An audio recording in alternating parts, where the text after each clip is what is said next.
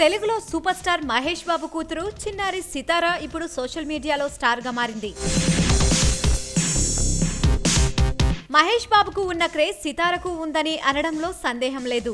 ఇక మహేష్ భార్య నమ్రత తన ఇద్దరు పిల్లలు గౌతమ్, సితారలకు సంబంధించిన ఫోటోలని ఎప్పటికప్పుడు సోషల్ మీడియాలో పోస్ట్ చేస్తుంటుంది.